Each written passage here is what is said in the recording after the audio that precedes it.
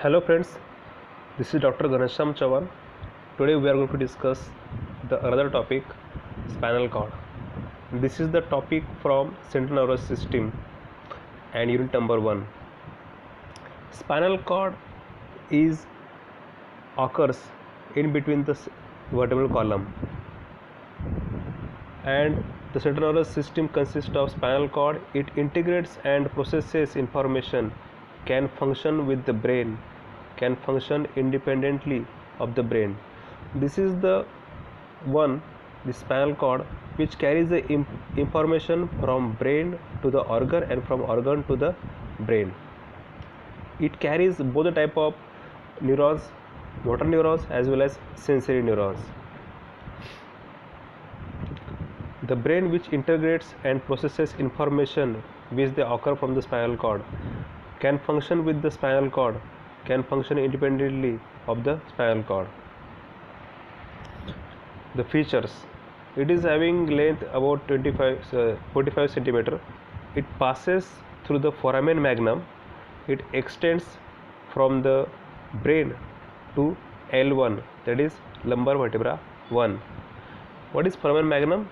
It is the hollow space in the cranial cavity through which it emerges out towards the downward through the vertebral column. It consists of cervical region, thoracic region, lumbar region, sacral region and coccygeal region.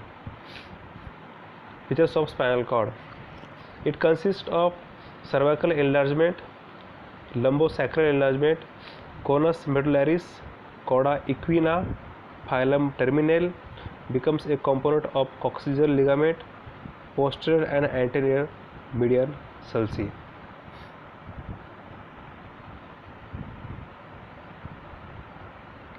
Now here you can see this is the spinal cord, which comes from this foramen magnum.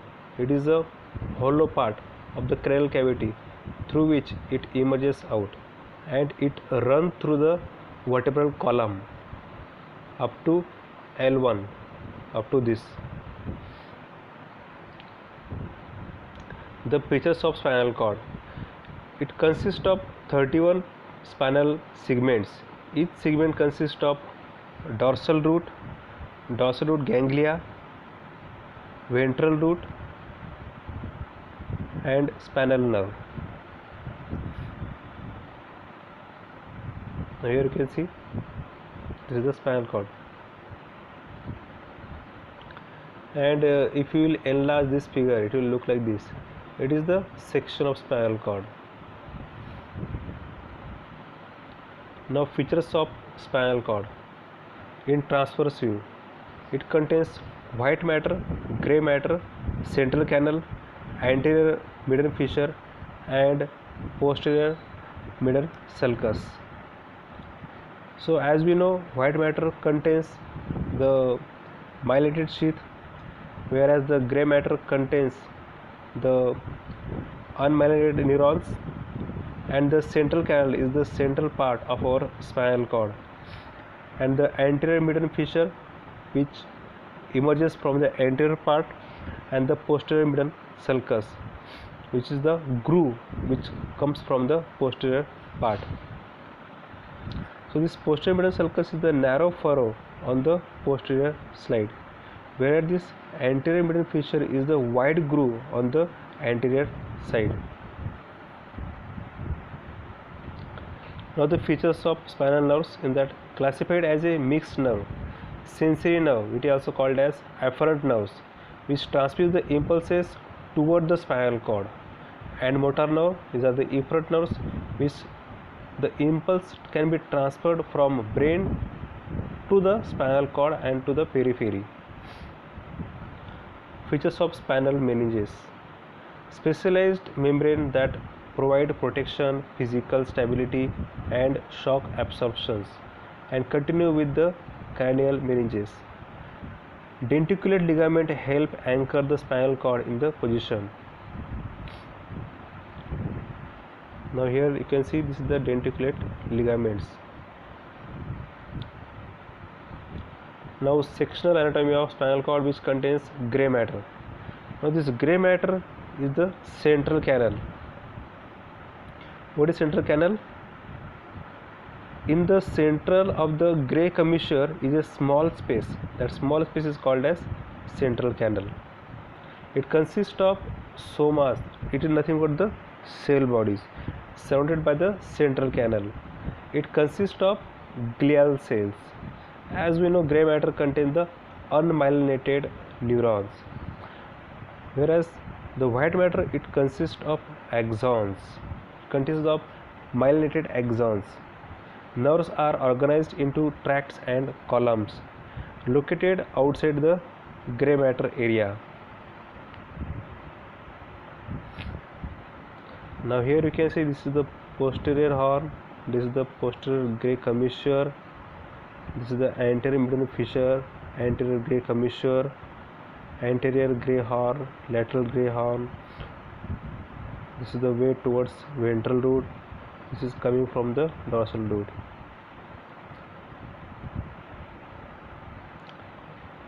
Now, organization of the gray matter. Somas are organized into the groups called nuclei. So there are two types of nuclei. One is sensory nuclei and another is motor nuclei. Now transverse view shows the four types of horns. As you saw here, here various horns are there. Posterior horn, after that this anterior horn, lateral horn, so like this. So now we'll discuss one by one. First, posterior gray horn. This posterior gray horn contains cell bodies and axons of interneuron as well as axons of incoming sensory neurons. They are somatic, sensory and visceral nuclei. Now lateral gray horn. This lateral gray horn is visceral motor nuclei which are present only in the thoracic and the upper lumbar segments of spinal cord. The lateral gray horn contain autonomic motor nuclei which are the clusters of cell bodies. Anterior gray horn, they are somatic motor nuclei and which are clusters of cell bodies of somatic motor neurons that provide the nerve impulses for contraction of skeletal muscle. Gray commissure. This gray commissure forms crossbar of H. So as you know, this whatever the gray matter of spinal cord is there, it is having shape like H or butterfly like shape. So that's why it consists of dendrites and cell bodies of neuron of unmyelinated axons and neuroglia. And whatever the part is there which is at the middle, it is called gray commissure. Now organization of the white matter consists of columns of nerves. That columns of nerves are called as funiculi. After that, posterior white column, anterior white column, lateral white column. The columns convey either sensory tract which carries the impulses from the spinal cord towards the brain and motor tracts which carries impulses from the brain to the spinal cord. Now here you can see this is the area for leg, hip, trunk and arm. This is the area for hand, forearm, arm, shoulder, trunk. This is the anterior white column. Funiculus is the anterior white commissure. Now here we will discuss the process of spinal cord which occurs, that we will see. This is the organization of the spinal cord, how it carries the impulses, sensory impulses as well as the motor impulses. The sensory receptors detect a sensory stimulus. Second point, sensory neurons convey this sensory input in the form of nerve impulses. So once the sensory stimulus has been developed at your hand or leg, immediately it will develop into the nerve impulses. So axons of sensory neuron may extend into the white matter of the spinal cord and ascend to the brain as a part of sensory tract. So immediately it develops the sensory impulses and it start to carry that impulses through the spinal cord and ascend toward the brain. Axons of sensory neuron may enter the posterior gray horn and synapse with interneurons. Those axons ended into white matter. Axons of sensory neurons may enter the posterior gray horn and synapse with interneurons that in turn synapse with somatic motor neurons. Motor output from spinal cord to skeletal muscle involves somatic motor neurons of anterior gray horn. Now after that the motor output will activate. So whatever information the brain received through the sensory neuron, sensory impulses, after that it will interpret that and it will take the action to the motor output. Now next is when activated somatic motor neurons convey motor output in the form of nerve impulses. Now whatever the action is given in the form of motor neuron, motor output, now it will convert into the impulses. Now impulses will carry forward from the brain toward the spinal cord. Now the motor output from the spinal cord to the cardiac muscle, to the smooth muscle and the glands involves autonomic motor neurons of the lateral gray horn. So here the lateral gray horn is involved for carrying out that impulses from motor neuron. From the spinal nerve, axons of autonomic motor neurons form a spinal cord synapse with another group of autonomic motor neurons located in the PNS. So in this fashion, the process of information which carries through sensory neuron to the brain and through the brain through motor neuron to the peripheral nervous system. In this fashion, the journey of transformation or transportation of impulses from sensory to brain and from brain to the periphery or our body parts through skeletal muscle, in this fashion the transportation occurs. Now what are the various spinal nerves are available, that we will see. There are 31 pairs of spinal nerves are available, in which 8 cranial, 12 thoracic, 5 lumbar, 5 sacral and 1 coccygeal nerves are available. Here you can see all these nerves are available here. Spinal nerves, each peripheral nerve consists of epineurum, which is outside layer becomes continuous with the dura mater, and perineurium, which is the layer surrounding a facade. A facade is a bundle of axons, and the endoneurium is a layer of surrounding a single axons. Now if you will see regarding the examination, what is the important? So whatever point we have discussed till now, the internal anatomy of spinal cord and their function, their organization, so that much point is sufficient. In that figure is important, after that internal structure of spinal cord and their physiology, only this much point is important. Now here so whatever the typical peripheral nerve is there, so how it contains the Schwann cell, myelinated axons and connective tissue, that you can see here. Peripheral distribution of spinal nerves. Spinal nerves from two branches, dorsal ramus and the ventral ramus. Spinal nerves T1 to L2 have two additional branches, white ramus and the gray ramus. White and gray rami are collectively called rami communicates. Peripheral distribution of spinal nerves. Motor impulses leaves the spinal cord via ventral route. Sensory information enters the spinal cord via dorsal route. So for sensory information, it can be carried by the dorsal route, whereas the motor impulses can be transported through the ventral route. This is the distribution of these peripheral spinal nerves. Rami communicates white and gray rami. It innervates smooth muscle, glands, and organs. Dorsal ramus innervates skeletal muscle of neck and back.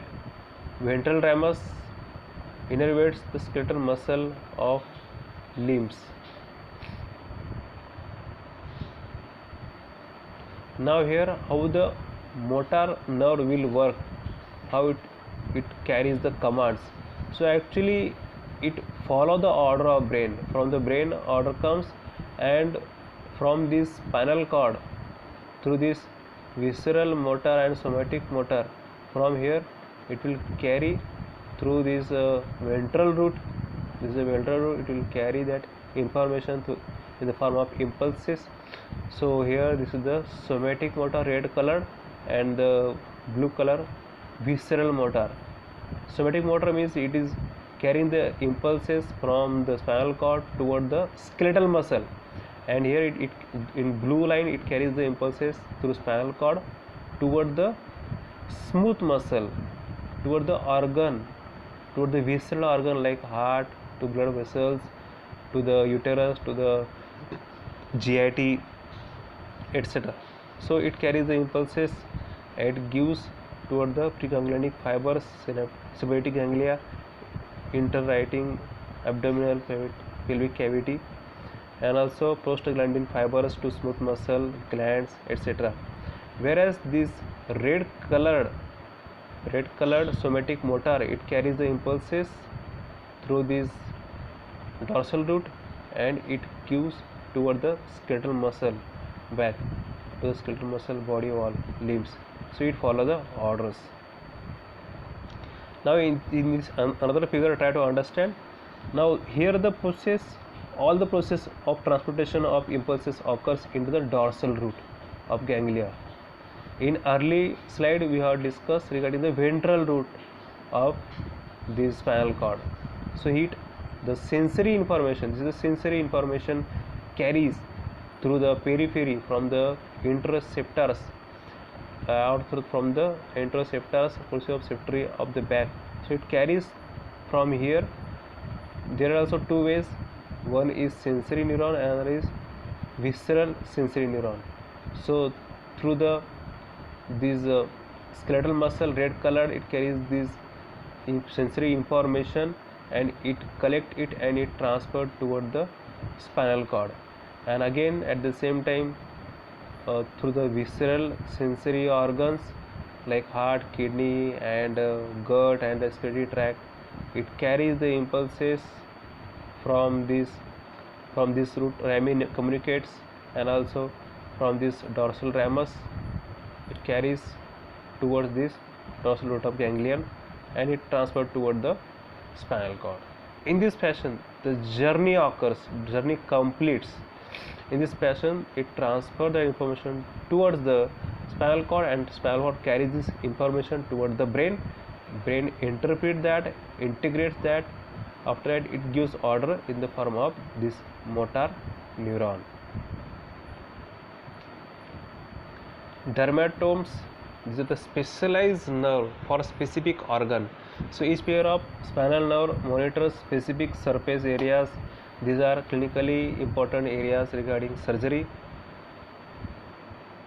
This is the various parts of nerves which occurs here. Nerve plexus, there are 4 types of nerve plexus: cervical, brachial, lumbar, and sacral. Now cervical plexus, which consists of cutaneous and muscular branches. Cutaneous branches innervates neck, head, chest, whereas the cervical branches contains cutaneous muscular branches of omotoid, sternoid, rhomboid, serratus, interiors, diaphragm. Here you can see. And in the brachial plexus, superior, middle, and inferior trunk. Again anterior, posterior, lateral, medial. Here you can see this is the brachial branches, plexus, this one. Now the cord of the brachial plexus, lateral, medial, posterior cord. So the brachial plexus, Now the lumbar and sacral plexus, also lumbosacral plexus from L1 to L4, sacral plexus, lumbosacral plexus, genitofemoral nerve, lateral femoral nerve, lumbar and sacral plexus from L4 to LS4, sciatic nerve, superior nerve.